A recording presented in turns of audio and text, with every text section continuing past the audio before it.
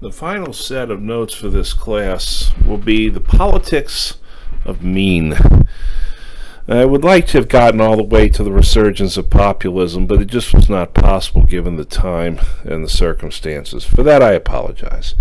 Nonetheless, I think I've kind of brought you along to understanding how the events that we currently experience are indeed not simply something that came out of nowhere, but were a long time in coming and a long time in development. We'll look at the election of 1988, the first Gulf War, and then Bubba comes to the White House. The contract with America, the disputed election, and a new century for the United States. After 8 years, one of the most popular presidents in the history of the office left to adoring crowds. Home to California went Ronald Reagan. And in his place came George Herbert Walker Bush. How did he get to the office?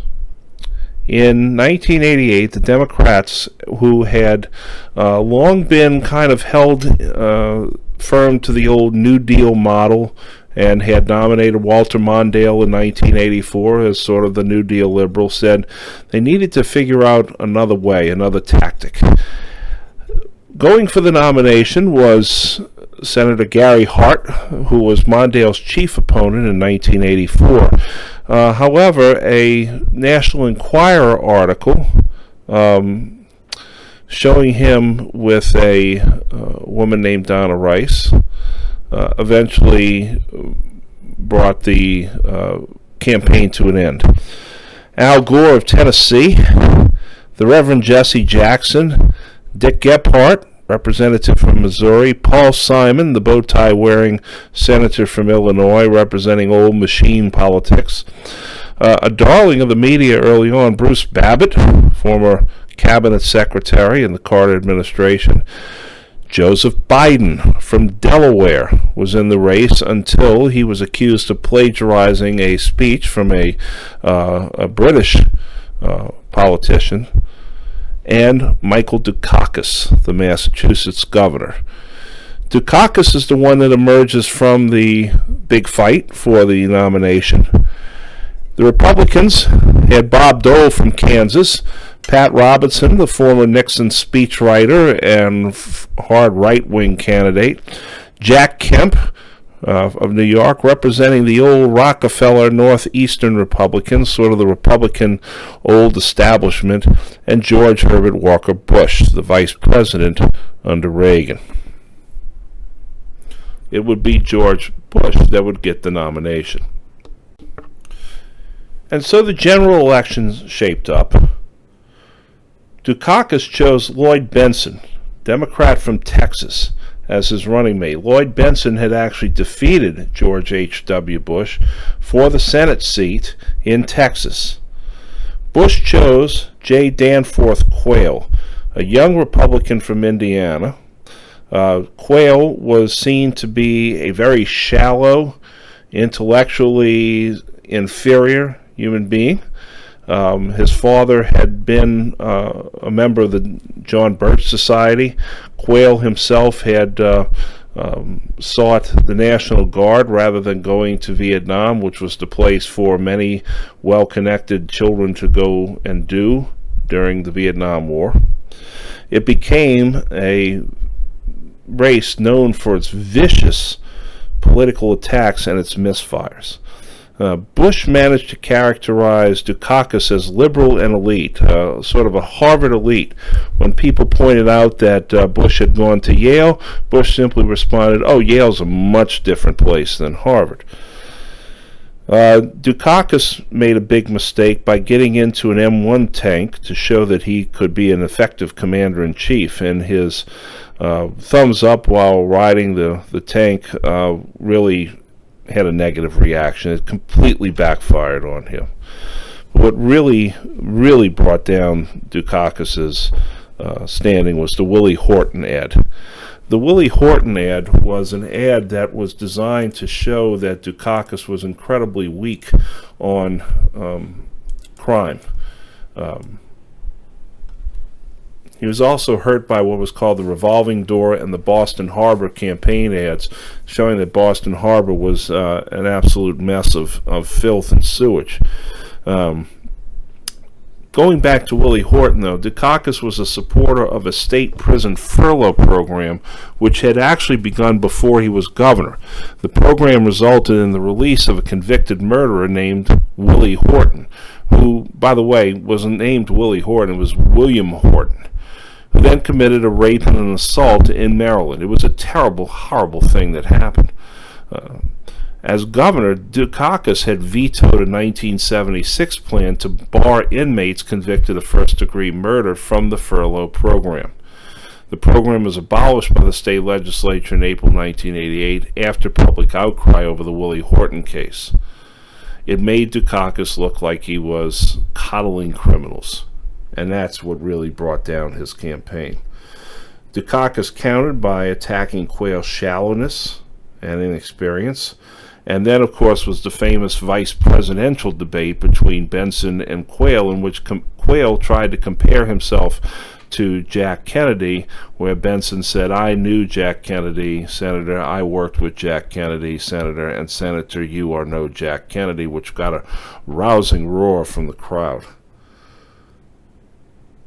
There was also a number of false rumors that were spread by Lee Atwater, well-known Republican strategist, especially about Kitty Dukakis and that she had been suicidal at one point.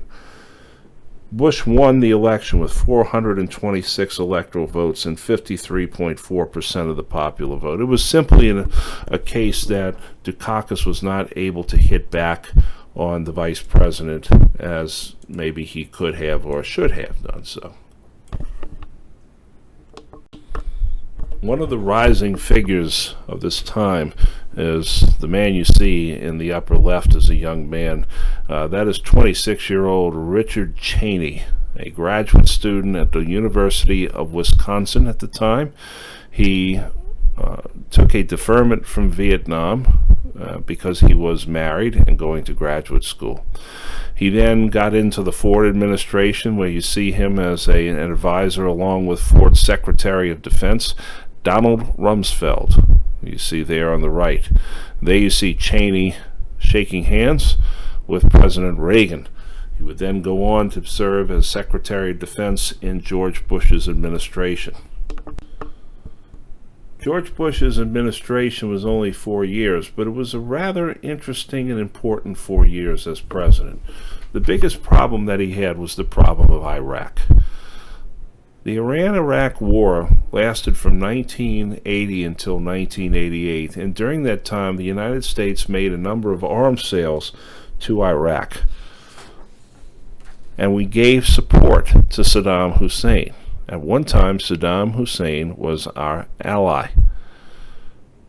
But we also condemned Iraq because we felt that they had been supporting terrorists, and Saddam did a lot of business with the Soviets.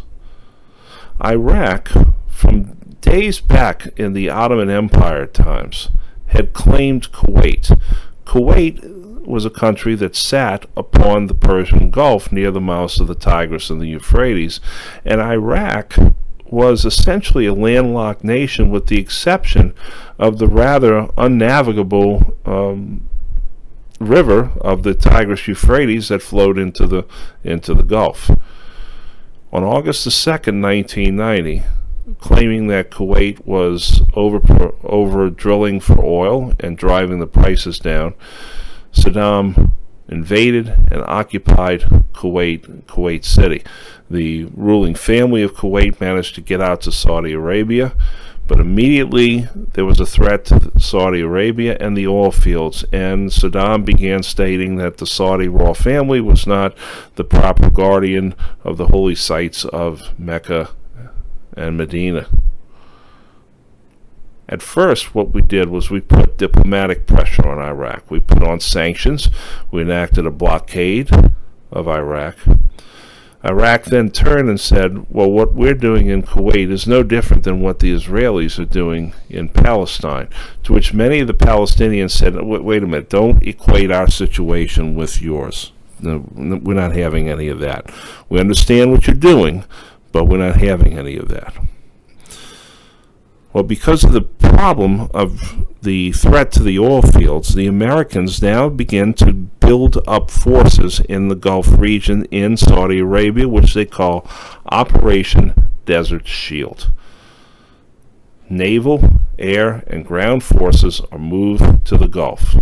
2 carrier groups, an air wing are sent over there, and they stand on the border of Iraq and Saudi Arabia.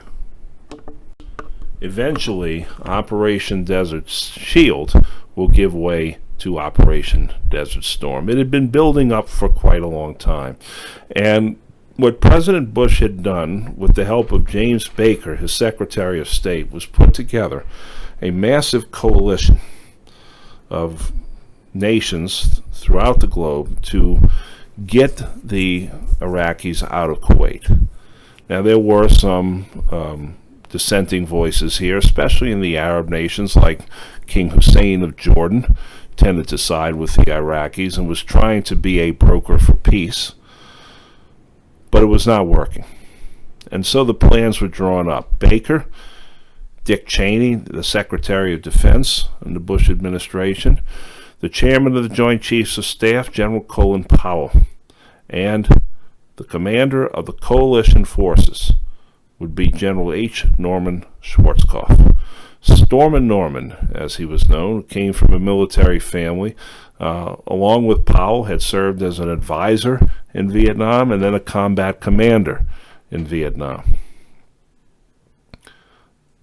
They made the announcement. Marlin Fitzwater, the press secretary for the Bush administration, made the announcement that Operation Desert Storm began. It began with an air campaign. 100,000 sorties of flights dropped 88,500 tons of bombs. And it was interesting because it was called the video game war, because you actually got to see the missile as it would go into a warehouse or into a munitions factory or a refinery or something. You could follow it along on the camera until you got the fuzzy screen showing that it had blown up. These bombs caused massive civilian and military infrastructural damage. How did the Iraqis respond? They responded with Scud missiles, which were Soviet-made missiles that were portable, but they were incredibly inaccurate, especially the longer range they got. The Scud missiles were aimed at Tel Aviv and Jerusalem, and also at certain points in Saudi Arabia. For the most part, the Scud missiles were either knocked out of the sky or they fell and did very little damage. Israel did get a little pissed at one point, but we managed to hold them off, knowing full well that if the Israelis got into this fight, it would be a whole new ball game, because then the entire Arab world would get involved. The worst Scud missile attack was the 14th Quartermaster Detachment, where their barracks were hit and 28 were killed and 100 or more were wounded. The media had been involved in wars throughout U.S. history, but none had been involved like in the first Gulf War, which we call Operation Desert Storm. And this is the war that makes CNN. CNN had existed long before, back into the early 80s, but it really is the Gulf War that turns journalism and television journalism on its head, because of the fact that the reporters were literally in the enemy city reporting and noting, as you see there, the anti-aircraft fire that was going up. The ground campaign of Operation Desert Storm was 100 hours long. At first, press reports had somewhat exaggerated the fighting prowess of Saddam Hussein's elite Republican Guard. They were supposed to be this fearful crack infantry unit. But in the end, we were much better armed and much better trained. And we totally fooled the Iraqis. We made the Iraqis think that we were going to go into Kuwait directly. Instead, we swept around their left flank and invaded southern Iraq instead of Kuwait. Belatedly, the Iraqis began retreating quickly toward the border with Iraq, and as they did, Saddam ordered the oil fields set on fire, more than 700 fires, and he put mines around the fires to keep the firemen from getting in there to put out the fires. The U.S. force, there was a British, French, and U.S. forces were the ones that participated in this, and the U.S. forces consisted mostly of the 82nd Airborne, the 101st Airborne, which are the two parachute divisions, the 1st U.S. Infantry Division, better known as the Big Red One, and the 1st Marine Division. As the Iraqis retreated, they retreated along two main highways, Highway 8 and Highway 80, which were the routes of retreat from Kuwait City to the Iraqi border. It became known as the Highway of Hell because of its mass destruction. More than 70,000 to 80,000 troops evacuated Kuwait.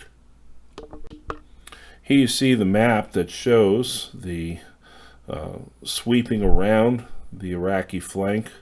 Kuwait is located up near the tip of the Persian Gulf. This was one of the most expertly done invasions ever. And one of the things that Schwarzkopf made it very clear is that he wanted no what were called Saigon generals.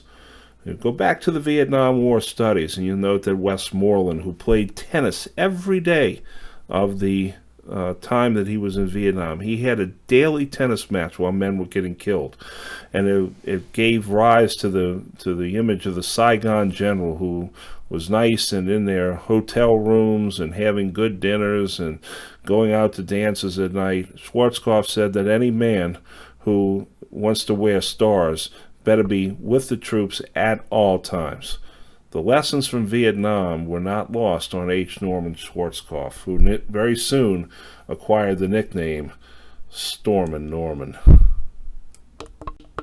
And here you see the highway from hell, as the Iraqis found every vehicle that they could to get out, and the destruction was immense, and it brought many critics as well into the mix. But Norman Schwarzkopf, who mocked Saddam Hussein by saying he's not a tactician, he's not a strategist, he doesn't know a thing about war, but other than that, he's a great military man. Now he had another of his famous sayings, and he said, simply put, you think that this is brutal? These were not choir boys we were shooting at the whole time. They had raped and pillaged throughout Kuwait, and now they were running home. These weren't choir boys we were shooting at. The great victory that the U.S. and the coalition forces had in the Gulf War should have sealed the deal for President George H.W. Bush. And yet, in 1992, he's defeated by this man right here, William Jefferson Clinton, man who talked with that country accent and always had it seem like he was suffering from some sort of a throat ailment. He was known by many as Bubba, sort of a good old boy, a country boy coming to the White House. What were the problems of George H.W. Bush? He inherited massive deficits from the military spending and tax cuts of the Reagan years. It forced him to go back on his tax pledge. At the 1988 Republican National Convention, George Bush made one of his famous statements, "Read my lips, no new taxes." Well, he then had to raise taxes because of the deficit. For this, many Republicans branded him a traitor and would sit out the next election. Now, the Points of Light initiative, that is, he talked of the 1,000 Points of Light, all the community groups and individuals solving problems. He wanted to fund that. He wanted to turn that money back down toward the states and toward the little guys. Bush made two nominations to the Supreme Court in his presidency. One was David Souter, who still sits on the court, and the other was Clarence Thomas. The Clarence Thomas nomination, nominated to succeed Thurgood Marshall, the first African-American justice on the court. Clarence Thomas was a African-American, but he was a staunch conservative, was considered to be something of a lightweight when it came to judicial rulings and so forth, and then he was accused of sexual harassment by African-American attorney Anita Hill. And it turned into quite a media and political circus, which people like Joe Biden and Ted Kennedy were very prominently featured in this particular incident. And in the end, Thomas was confirmed along party lines. Bush also had another invasion, not just in Iraq. He also invaded Panama. It was called Operation Just Cause, to remove Manuel Noriega. Once again, somebody who one time was an ally of the U.S. Noriega eventually was put on the run. Why? We invaded then because there was a democratic revolution in Panama. Noriega cracked down on it. The U.S. then used the pretense of Noriega's dealing in drugs, forgetting the fact that it was the CIA that was actually helping him sell the drugs. He surrendered, was extradited, and imprisoned on drug charges, where he still sits today. Then, of course, there's the disaster in Somalia. For those that have seen the movie Black Hawk Down, you know that of which I speak. Essentially, Somalia was a client state of the Saudis. And sort of as a payback for the Saudis allowing us to have our own way in Saudi Arabia, like wear the American patch and have women soldiers walk around without headgear. When the Somali crisis happened, we were sent in to bail them out. The big problem was the starvation. There was humanitarian relief, but the UN humanitarian relief was not going to the starving. It was going to the warlords who were giving it away to their friends, and we couldn't allow that to happen. And so we went in there. And the Somalis, well, how should I put it? None too happy about us being there, and made our lives miserable. You see the map of where Somalia is located on the Horn of Africa. In the upper right, you see the map of Panama. Very strategically important country, obviously, because of the Great Panama Canal. And its dictator, who was captured and removed, Manuel Noriega, who was very conscious of the fact that his face had been ruined by acne in his youth. I give you fair warning that the next pictures you're going to see is just absolutely awful, so if you want to skip on to the next one, go right ahead. But this is the picture of the Somalis dragging the body of a U.S. soldier. I cropped the picture so you don't even need to see the whole body, but this is what had happened in Somalia in 1993 by the time Operation Restore Hope was underway. It led many people to question humanitarian aid for a region that was neither grateful for it nor willing to support it. Again, I encourage you to watch Black Hawk Down. Well, in 1992, the Republicans renominated Bush despite some small challenges. You usually go with your incumbent unless he's seriously flawed, such as like when Ted Kennedy did it to Jimmy Carter. But for the most part, the Republicans have been very disciplined in that regard. The Democrats have a big field, once again. Paul Tsongas of Massachusetts, Jerry Brown, the governor of California, Tom Harkin from Iowa, and Bob Kerrey of Nebraska all were vying for the nomination. Kerry, of course, has been an amputee from Vietnam. And then there was Bill Clinton from Hope, Arkansas, the product of a single-mom household. William Jefferson Clinton had been the Attorney General of Arkansas, had been the Governor of Arkansas, had been quite a strong, steadfast Governor of Arkansas until he was defeated in a race. After that, Clinton became a little bit more, as many people called it, slick, saying what people wanted to hear more often than not. There was a third-party candidate, H. Ross Perot, an independent. He chose James Stockdale as the vice president. For those who might remember, James Stockdale was a prisoner of war, a guest of the North Vietnamese, and a roommate of John McCain's during the late part of the Vietnam War.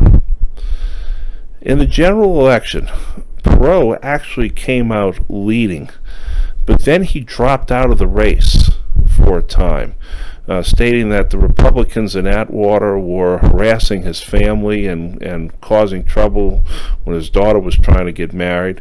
Then he got angry and got back into the race, but by that point he'd lost his momentum. Throughout, the Republicans did their best to paint Clinton's character as being a womanizing character. His Vietnam draft controversy, had participated in Vietnam War protests while at Oxford and had used the draft sort of to his advantage, where he made himself eligible only at the point where he knew he would not actually be drafted. Despite all this, Bush's tax pledge violation really sank him. And Clinton won with only 43% of the popular vote, but he got 360 electors. Bush finished with 38% and 168 electors. Perot finished third with 19%. And many in the Ross Perot camp wonder, and to this day, what might have been. For Ross Perot was a businessman who had not had previous electoral experience, but nonetheless seemed to have a plan for the country. Does that sound familiar? Eventually, Clinton himself would run up against a series of trouble, but his administration starts off with a great deal of aggression.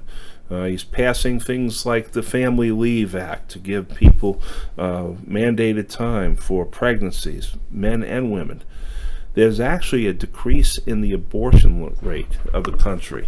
Despite the fact that he is a pro-choice president, he believes that abortion should be safe, legal, and rare. That was his mantra. It was actually developed by a professor at the University of California, Davis, and that caused abortion rates to go down. That is one of the ironies of it, is that pro-life candidates, when they are elected to office, usually means that the rate goes up, whereas pro-choice candidates will actually bring the rate down. Clinton signs the Brady Bill, mandating background checks for people who want to buy weapons. That's by, of course, with the name Jim Brady on it. He passes the Omnibus Crime Bill, which he later would regret and say that he should not have done that. The harsher sentences, the 3 strikes you're out, it really increased the amount of people in prisons, especially the amount of African Americans in prison. Leads people to write books such as The New Jim Crow. In foreign policy, Clinton puts his weight and his prestige behind bringing an end to the violence in Northern Ireland, which is called Ulster. The Troubles, as it was called. Several hundred years of Catholic versus Protestant killing and oppression and violence on each other. Clinton finally managed to bring several of the warring factions together and mandate the Good Friday Accords, under which Ulster is still operating to this day. It's tenuous, it is often threatened, but it has held firm since 1995. Clinton also has the Oslo Peace Accords, signed between the PLO, the Palestine Liberation Organization, and Israel, led by Yasser Arafat of the PLO, and Yitzhak Rabin, the premier of Israel. For this, a right-wing Jewish Israeli man will assassinate Rabin. Clinton also signs the Defense of Marriage Act, DOMA, which mandates marriage between man and a woman. This will later be overturned by many state legislatures and the Supreme Court, but not until the Obama administration. Ruth Bader Ginsburg was nominated to the court, and in 1996, Bill Clinton becomes the first Democrat re-elected to a second term since Lyndon Johnson back in 1964. Now, this does not mean that Clinton doesn't have problems. He's got serious problems as president. The military policy, don't ask, don't tell, regarding homosexuals in the military. And of course, we've had a big kerfuffle recently over transgenders in the military. The don't ask, don't tell was, of course, mandating that the military was not allowed to ask who was a homosexual, and military personnel could not admit that they were homosexuals at the same time. There was the White House Travel Office controversy when he fired everybody in the travel office and replaced them with people that he knew. Many people said this is just the Clintons taking care of their own again. There was the failure of health care reform. Health care reform, that's been in the news lately, hasn't it? Yes. First Lady Hillary Clinton took the lead in trying to help bring about comprehensive health care reform through an individual mandate. It failed. Part of it failed was because Hillary Clinton was behind it. The other part of it failed is that conservatives had a massive push against it, saying that this is not the role of government. The biggest thing that afflicted William Jefferson Clinton was Whitewater. Essentially what happened is that a savings and loan in Little Rock, Arkansas failed. And David Hale, in the fallout from this, is that Hale implicated the Clintons in this. Okay? And the situation is that Bill and Hillary Clinton and their associates had made real estate investments with Jim McDougal and Susan McDougal in the Whitewater Development Corporation, which was a failed business venture in the 1970s and the 1980s. And because of the thought that the president may have been involved in criminal activities, the Attorney General appointed an independent counsel. Much like Robert Mueller is today, Kenneth Starr was back then, and Starr begins his investigation of the Clinton administration. Kenneth Starr had been the Solicitor General in the Reagan administration. The Solicitor General is the president's lawyer who goes and argues before the Supreme Court. He's the third highest ranking man in the Department of Justice. For those who may be trying to understand why it is that the Irish situation would be so important to the United States, keep in mind that the Irish nation has 6.5 million people living in it. The United States of America has 33 million people of Irish descent, and probably closer to 50 or 60 million people who can claim some Irish ancestry in their family tree. The contribution of Ireland to the United States is one that is rivaled and surpassed only by that of Africa, as far as who has given the most to the building of this country. That must be kept in mind. And so when you look at the Good Friday Accords, you have to understand that this was a significant triumph for the Clinton administration. You see in the upper left-hand picture is British Prime Minister Tony Blair on the left, the late Martin McGuinness in the middle, who was the head of the IRA in Ireland and was, perfect symbol of yesterday's terrorist is today's statesman, and who forswore violence for peace. And to his right, the bearded Gerry Adams, who is the head of Sinn Féin, which is one of the Irish political parties, also a former terrorist.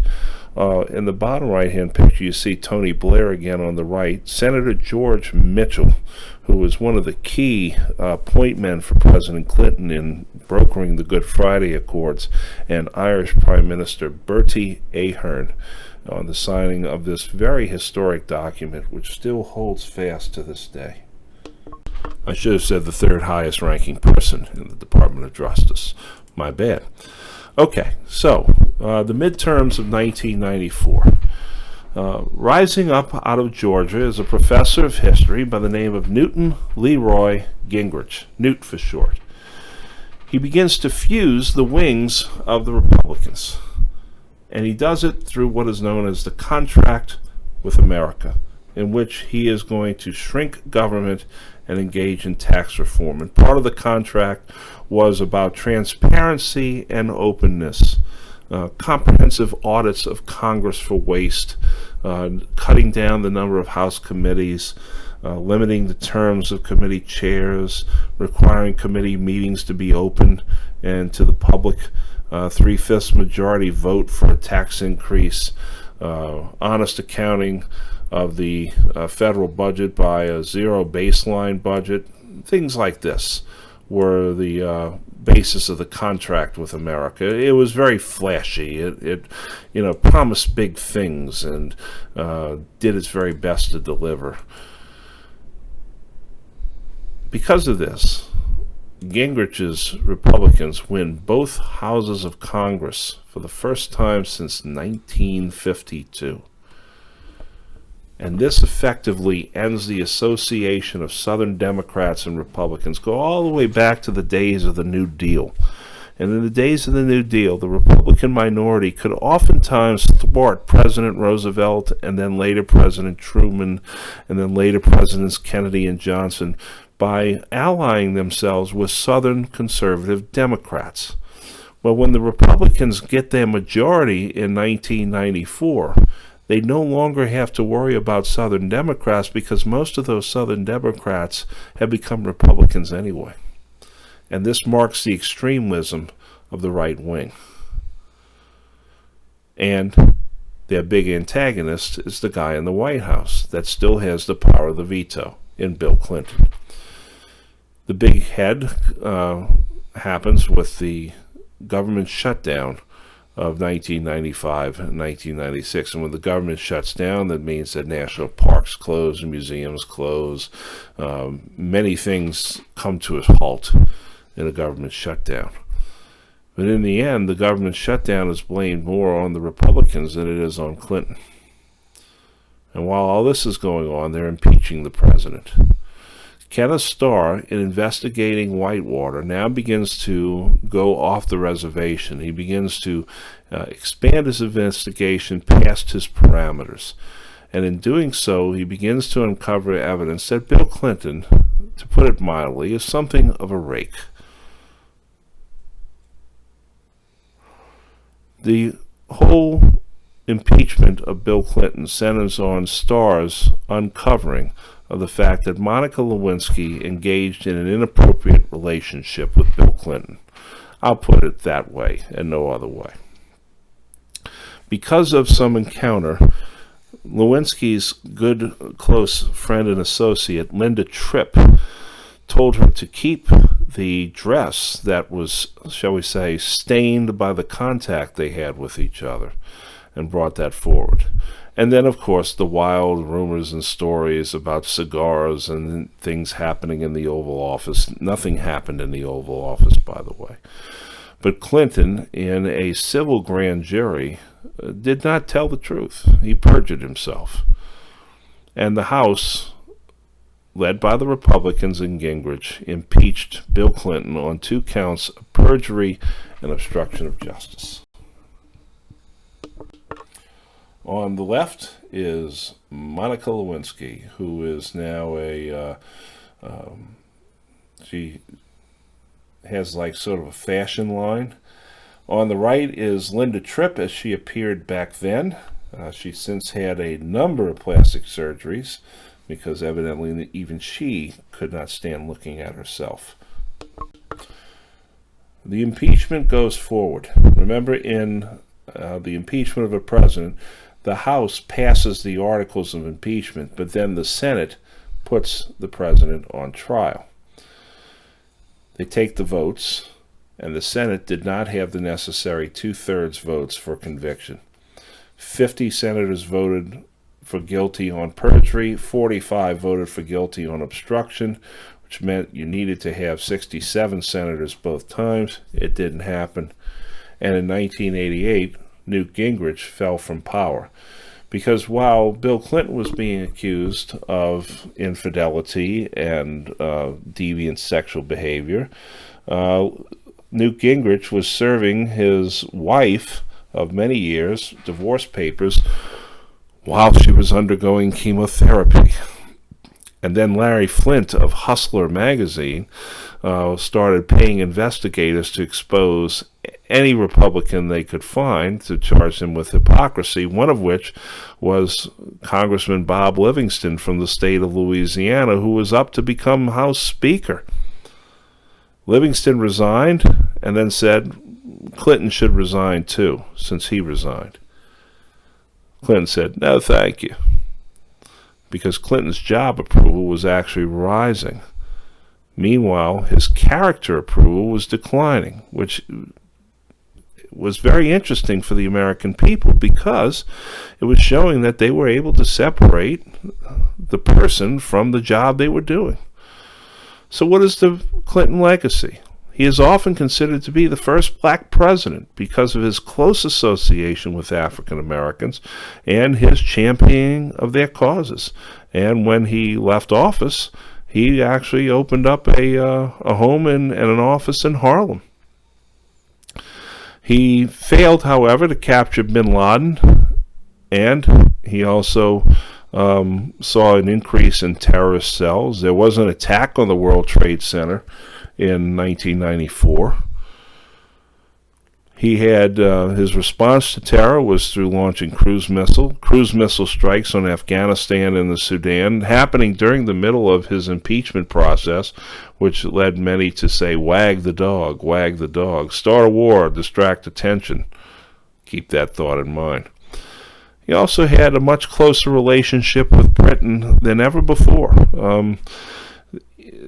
especially from the Democratic side. The Democrats had always kind of looked at Britain as an ally, but more of an acquaintance than a friend. Reagan had made Britain and their friend, but it was more of a friendship with Thatcher.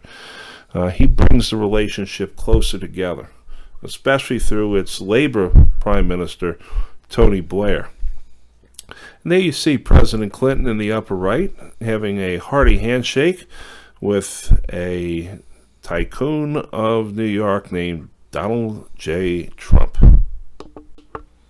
Had Clinton been allowed to do so, he would have run for a third term, but the 22nd Amendment said no.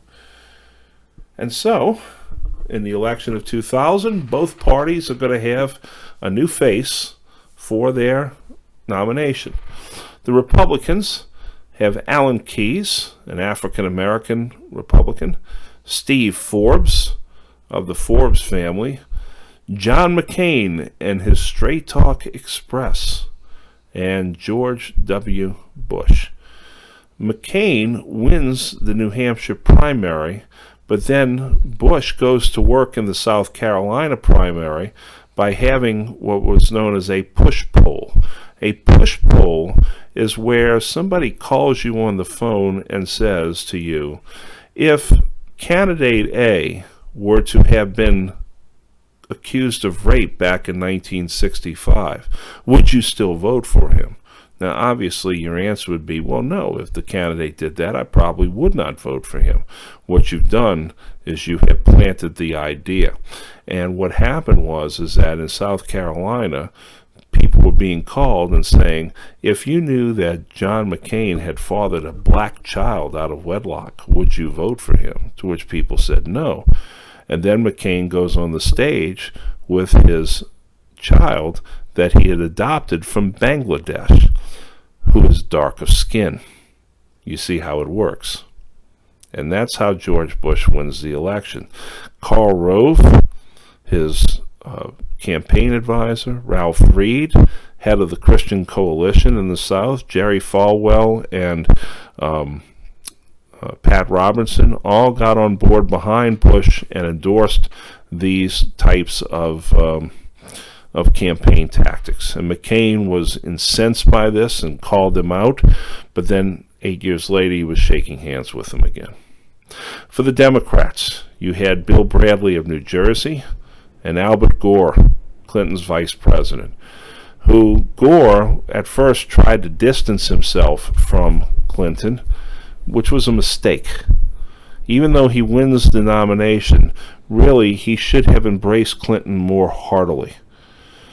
In the general election, you get a third-party challenge from Ralph Nader of the Green Party, which puts a serious dent into the electorate. In the end, Bush wins 271 to 266, but he did not win the popular vote. He lost the popular vote by more than 500,000 votes, and the state of Florida was the key. At first, the media was awarding the state of Florida to Al Gore, but then, soon afterwards, they started calling it the other way and saying that it was Bush. At the end of the night, it came down to Miami's Dade and Broward counties, which were heavily Democratic. When the votes were finally all counted, it was 900 votes in favor of George W. Bush. When that happened, it triggered an automatic recount.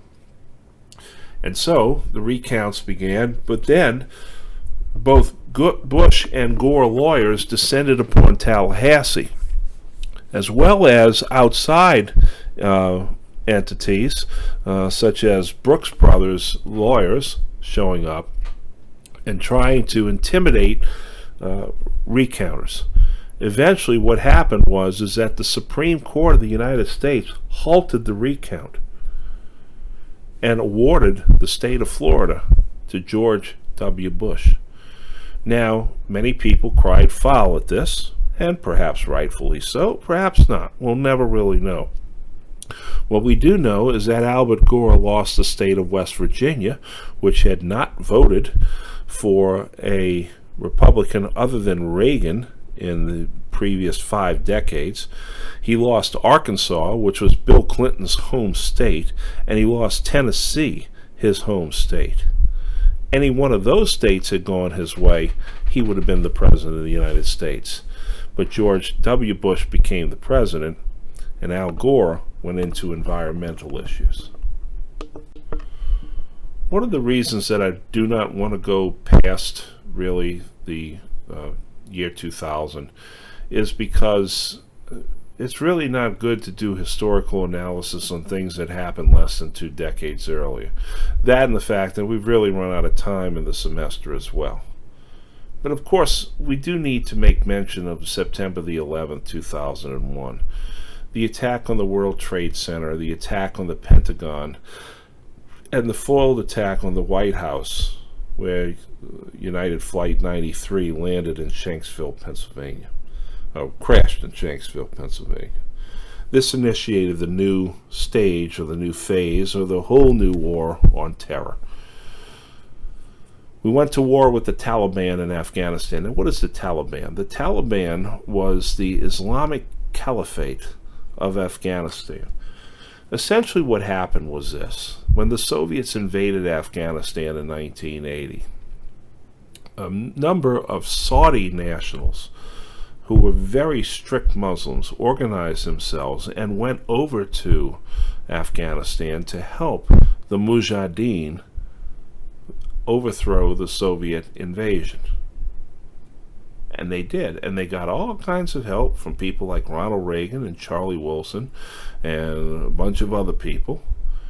But they imposed their own strict Islamic state on Afghanistan, and of course they made women wear the burqa. They enacted very sharp curtailment of women's activities, and they were also iconoclasts, and that is they would find big giant statues of Buddhas that were 2,000 years old and blow them up because they were pagan statues. We also had a war with Al-Qaeda, which translates as the Foundation, and this of course was Osama bin Laden. The Axis of Evil speech was given by George W. Bush in 2001, January the 29th, 2002, excuse me, in which he labeled Iran, Iraq, and North Korea as the axis of evil. This, of course, leads to the invasion of Iraq in 2003, which is called Operation Iraqi Freedom. And so, what is unleashed from that is a very unstable and still very hard to control Afghanistan, to which many people say, listen, if Alexander the Great couldn't make Afghanistan work, nobody could. And Iraq, which was completely destabilized and allowed not just Al-Qaeda to come in and go into Afghanistan, but also ISIL, or Daesh, as people would like to call it also. And the problems that we have there to this very day. These are the problems that the U.S. is facing, or has faced in the last 20 years.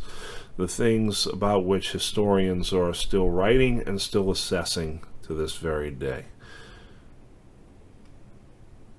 Ladies and gentlemen, this concludes our class in recent American history. Again, I thank you for your kind forbearance and patience throughout what has been a very unusual summer for me personally.